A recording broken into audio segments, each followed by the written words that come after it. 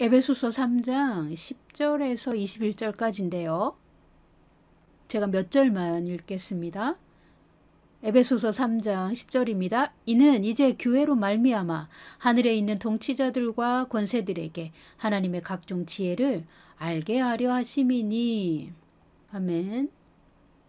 16절에서 19절까지입니다. 그의 영광의 풍성함을 따라 그의 성령으로 말미암아 너희 속사람을 능력으로 강건하게 하시오며 믿음으로 말미암아 그리스도께서 너희 마음에 계시게 하시옵고 너희가 사랑 가운데서 뿌리가 박히고 터가 굳어져서 능히 모든 성도와 함께 지식에 넘치는 그리스도의 사랑을 알고 그 너비와 길이와 높이와 깊이가 어떠함을 깨달아 하나님의 모든 충만하신 것으로 너희에게 충만하게 하시기를 구하노라. 아멘.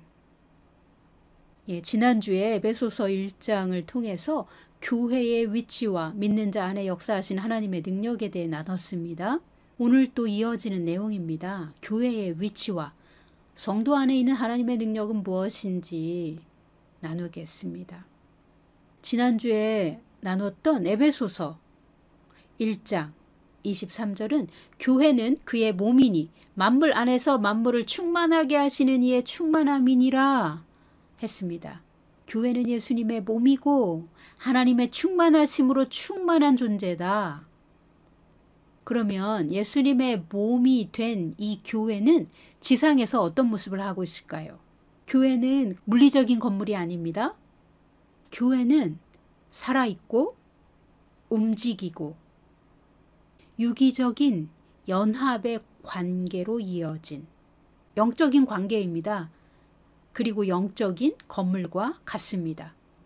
믿는 자 두세 사람이 예수의 이름으로 모여 함께 예배하고 함께 지체가 된 믿는 자의 연합된 관계가 교회입니다. 에베소서 2장 20절은 사도들과 선지자들이 교회의 터가 되었고 그리스도 예수는 모퉁이 돌이 되셔서 건물이 서로 연결하여 하나님의 성전으로 지어져 간다라고 말합니다. 사람이 하나님의 성전으로서 서로 연결되고 연합하여 더 큰 하나의 건물로서 하나님의 성전으로 지어져 가는 것입니다.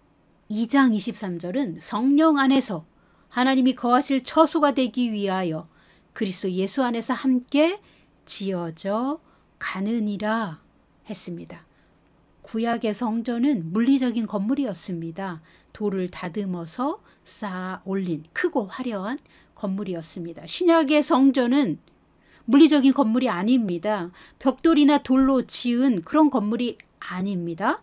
신약의 성전을 고린도서 3장 16절이 이렇게 말합니다. 너희는 너희가 하나님의 성전인 것과 하나님의 성령이 너희 안에 계시는 것을 알지 못하느냐.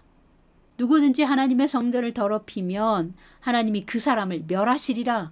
하나님의 성전은 거룩하니 너희도 그러하니라. 아멘. 신약의 성전은 하나님의 자녀가 된 그 사람, 그리스도 예수를 자기 삶의 주인으로 모시고 사는 믿는 자, 바로 그 사람이 성전입니다. 신약의 성전은 사람입니다. 그런데 신약의 교회는 성전과 다른 개념입니다. 성전이 된 사람들이 두세 사람 이상으로 함께 모여서 연합하면 그 연합된 관계가 교회입니다. 물론 더 많은 사람이 연합해도 교회입니다. 믿는 자 한 사람은 성전이고 하나님의 성령이 거하시는 거룩한 성전이 되지만 성전이 된 그 사람이 2명 또는 3명 이상 한 마음이 되어 함께 모여서 예배하고 함께 모여 기도하고 교제하는 영적인 가족이 되면 이것이 바로 에베소서가 말하는 하나님의 교회입니다. 에베소서가 말하는 하나님의 교회는 가시적으로 보이는 물리적인 건물 또는 예배당이 아니기 때문에 추상적 개념으로 이해할 수밖에 없습니다. 그런데 매우 실제적이고 살아서 움직이는 능력이 있습니다. 만약 교회를 예배당 건물로 해석한다면 교회가 살아서 역사할 수 없을 것입니다. 예수님이 주춧돌이 되시고 예수 안에서 사람들이 서로 연합하여 한 건물이 되는 것입니다. 예수 안에서 하나된 마음으로 모인 사람들이 서로가 서로를 위해 봉사하며 서로가 서로에게 또 서로를 위해 그리스도의 몸의 지체로서 섬겨주는, 세워주는 그런 영적인 관계가 하나님의 충만한 교회입니다. 그래서 에베소서는 교회를 영적인 건물로도 묘사하고 하나님이 거하실 처소로도 묘사하는 것입니다. 예수님에게서 온 몸이 각 마디를 통하여 도움을 받음으로 연결되고 결합되어 각 지체의 분량대로 역사하여 그 몸을 자라게 하며 사랑 안에서 스스로 세우느니라 했습니다. 에베소서 4장 12절과 16절입니다. 사람이 살아있는 돌처럼 건물로 연결되고 세워지는 것입니다. 사람과 사람이 서로 연합하고 연결되어 그리스도 예수에 살아있고 움직이는 건물이 되는 것입니다. 그러므로 예수 안에서 교회가 된 성도들은 모두 각자의 위치가 있고 각자의 역할이 있습니다. 모두 그리스도의 생명을 가지고 있습니다. 그리스도의 존귀함을 가지고 있습니다. 약한 자나 강한 자나 어린 자나 성숙한 자나 모두 예수님께 순종하고 예수님의 사랑 안에서 연합되어 있으면 하나님의 교회는 성령 안에서 사랑으로 성장합니다. 자, 오늘 에베소서 3장 본문으로 다시 돌아오십니다. 10절입니다. 이는 이제 교회로 말미암아 하늘에 있는 통치자들과 권세들에게 하나님의 각종 지혜를 알게 하려 하심이니. 아멘. 하늘에 있는 천사들의 체계 안에 통치자들과 권세자들이 있습니다. 하늘에 있는 통치자들과 권세자들에게 하나님의 각종 지혜를 알게 하려고 하나님은 하늘과 땅에 있는 성도들로 연합된 하나님의 교회를 세우셨다고 말합니다.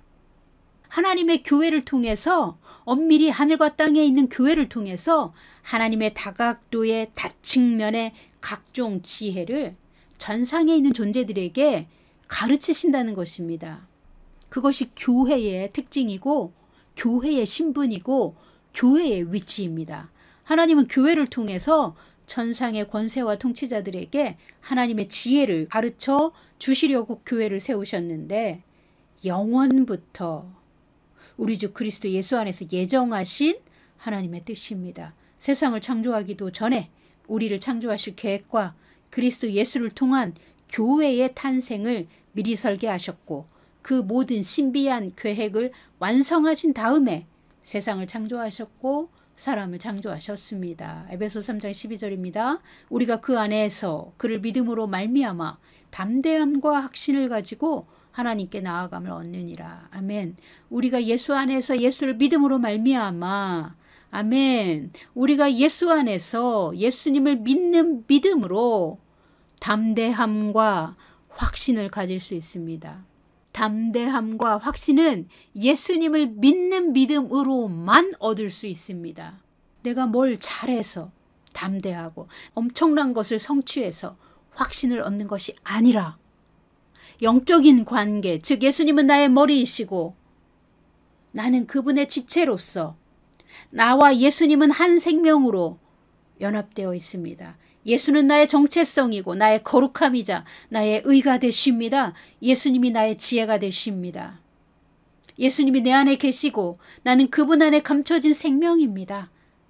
그래서 내 안에 하나님의 위대한 지혜가 있고 하나님의 위대한 능력이 있는데 바로 내 안에 사시는 그리스도 예수이십니다.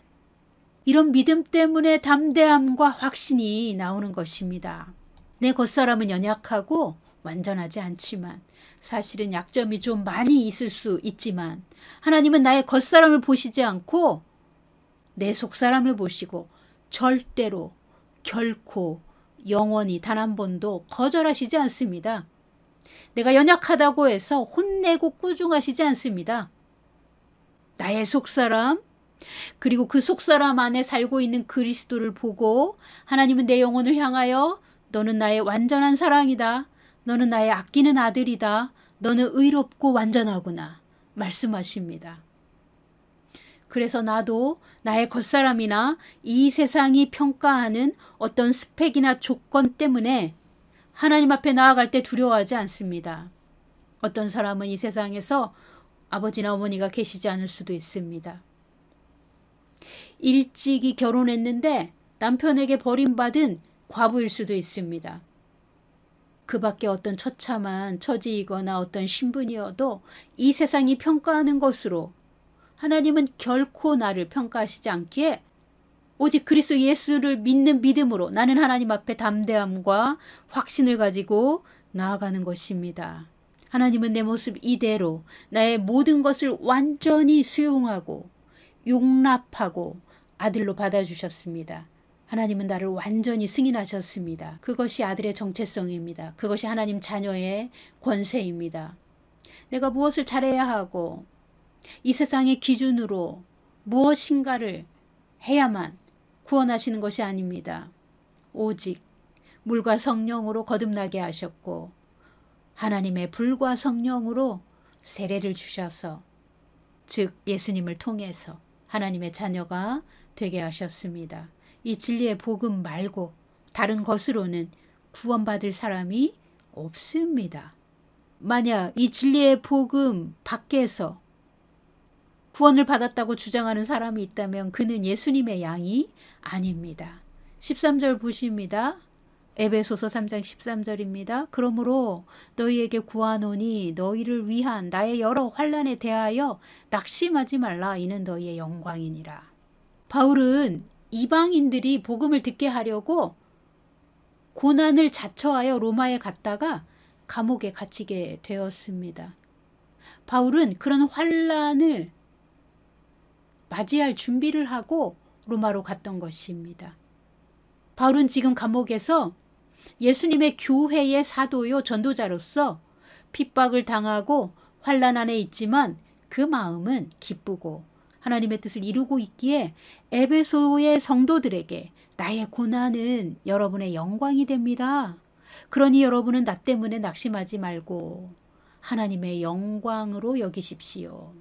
라고 말하는 것입니다. 자, 이어서 14절에서 16절 보십니다. 바울이 에베소 성도들을 위하여 또 기도합니다. 하나님 아버지의 영광의 풍성함을 따라 그의 성령으로 말미암아 너희 속사람을 능력으로 강건하게 하시오며.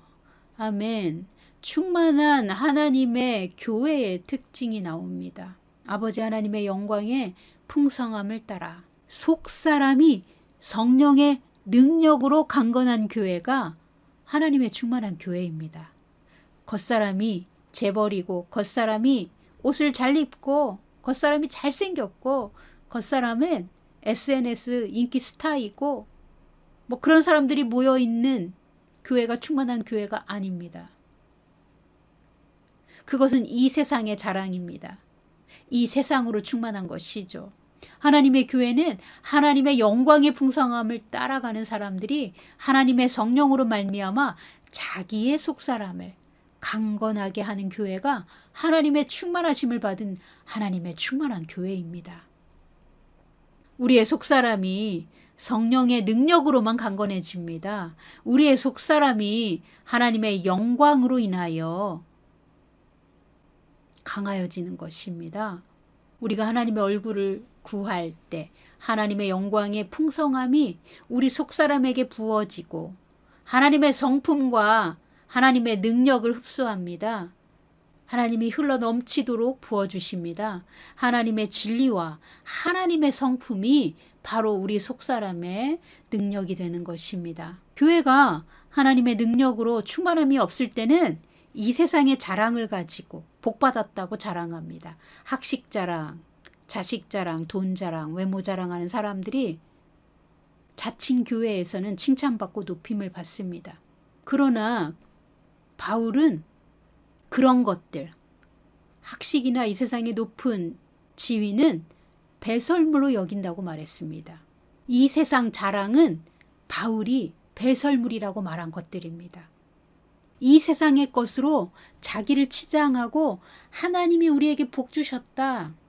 우리는 하나님께 사랑받아서 부자이고 높은 사람이다. 라고 주장했던 교회가 성경에 나옵니다. 예, 계시록에 나오는 라오디게아 교회입니다. 라오디게아 교회는 나는 돈이 많다. 나는 부족한 것이 없지. 라고 자긍하며 자랑하는 교회였습니다. 그런데 그 라오디게아 교회를 향하여 예수님은 너희는 속옷조차 입지 못한 벌거숭이구나. 너희는 거지이구나. 너희는 다 눈이 멀었구나. 너희는 장님이구나. 너희에게는 믿음이 없어. 가련하고 가난하구나. 너희는 뜨겁지도 않고 차지도 않구나. 내가 너희를 내 입에서 토해내 버리겠다 하셨습니다. 자, 그럼 하나님의 충만하심으로 충만한 교회는 어떻습니까? 예, 세상이 추구하는 것과 반대로 삽니다. 오직 하나님의 얼굴을 구하고 하나님의 영광을 추구합니다. 그래서 하나님의 영광의 풍성함을 따라 성령의 능력으로 자기의 속사람을 강건하게 합니다. 속사람이 성령의 능력으로 강건해진다는 것이 무슨 의미이죠? 하나님의 진리와 성품 중에서 가장 중요한 원리는 사랑입니다. 우리의 속사람이 성령의 능력으로 강건해지려면 에베소서 3장 17절에서 20절까지를 참고하십시오.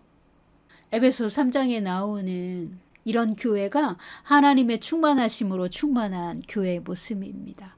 자, 17절부터 20절 보세요. 믿음으로 그리스도께서 마음에 계시도록 해야 합니다. 이 말은 우리 마음에 그리스도를 항상 모시고 살아야 한다는 말입니다. 그리스도가 내 삶의 주관자가 되시고 내 마음의 왕이 되셔서 나에게 말씀하시는 대로 순종하는 삶을 사는 것입니다. 그러면 그리스도는 우리의 믿음에 의해 우리 마음에 항상 살아계셔서 우리의 인격과 삶에 역사하여 주십니다. 두 번째는 그리스도가 우리의 마음에 항상 계시다면 이런 사람은 하나님의 사랑 안에서 뿌리가 깊이 박히게 됩니다.